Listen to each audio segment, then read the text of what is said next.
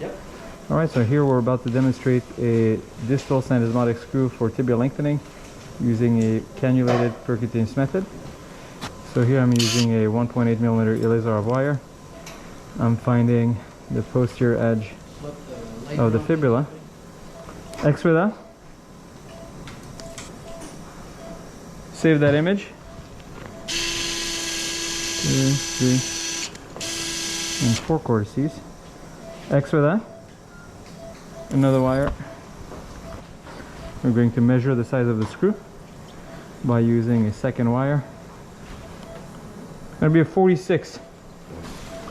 We're going to insert the wire all the way through to the other side, the medial tibia. We're just going to take one X-ray to confirm that we're centered in the fibula and centered in the tibia. Shoot that. Come back to an EP. Centered enough for me.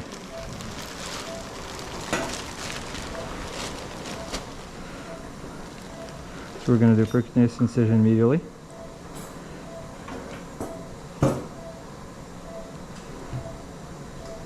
You missed that?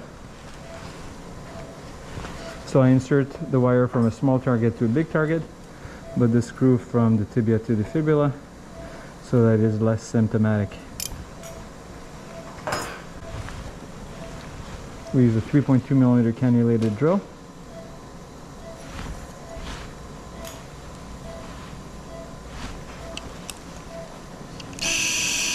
One, two, three. X-ray that. What you're going to do, Jeremy, is very slowly. You're going to back that out as the screw moves forward. Yeah.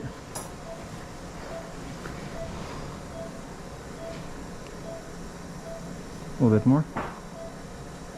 Okay. And we insert the screw. You can back it out. Back it out, back it out, back it out. All the way. By hand.